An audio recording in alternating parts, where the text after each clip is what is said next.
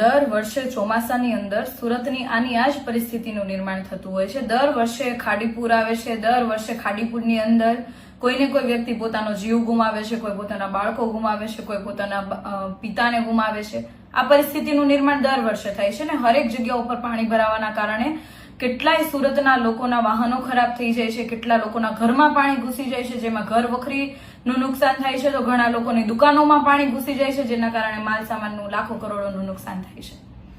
દર વર્ષે આવી પરિસ્થિતિનું નિર્માણ થાય ને દર વર્ષે ભાજપી શાસકો કુદરત ઉપર ઢોળી દેતા હોય કે આ વર્ષે વધારે વરસાદ આવ્યો એટલે આ થયો, આ વર્ષે વધારે વરસાદ આવ્યો એટલે આ થયો, આવનારા ચોમાસાની અંદર નહીં થાય।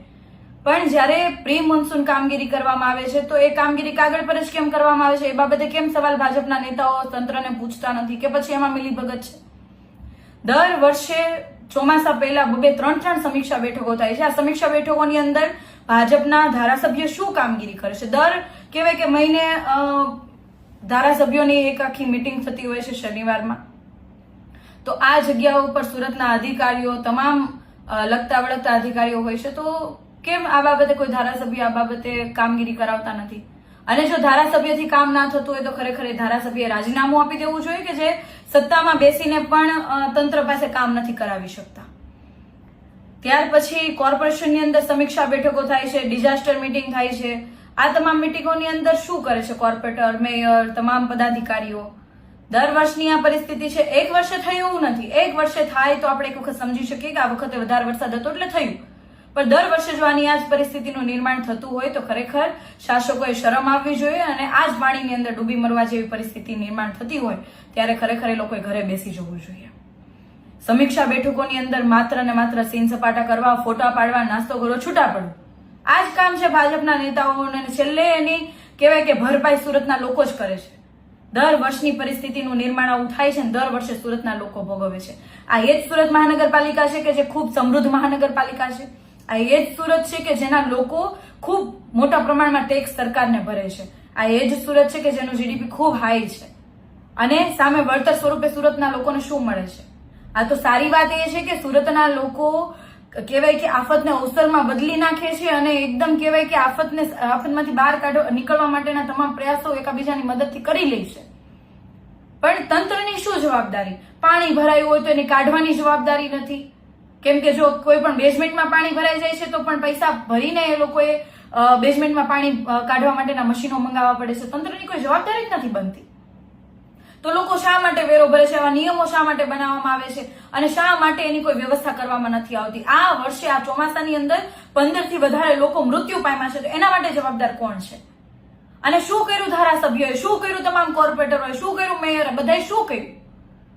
લોકો એટલા માટે વોટ આપે છે તમને, લોકો એટલા માટે ટેક્સ ભરે છે કે આવી રીતના દર વર્ષે નિર્માણ થાય?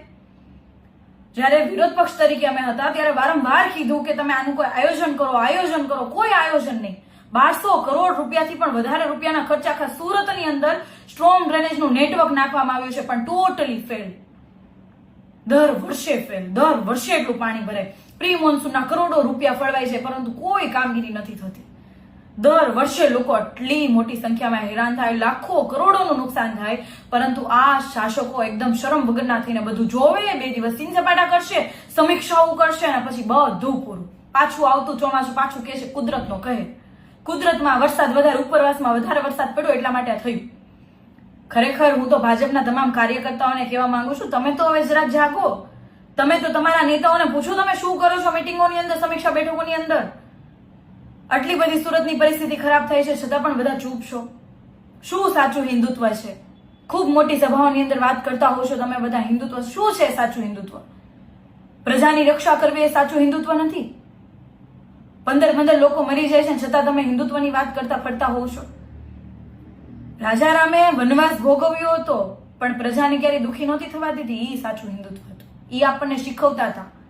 શું શીખા તમે એમાંથી?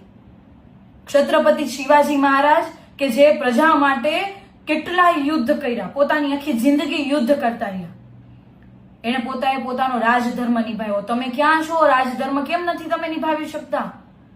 અને જો તમારાથી ના નિભાવાતો હોય તો તમારે ખરેખર ઘરે બેસી જવું જોઈએ, અને તમે નહીં બેસો તો સુરતના લોકો, ગુજરાતના લોકો સમય આવતા જવાબ આપશે।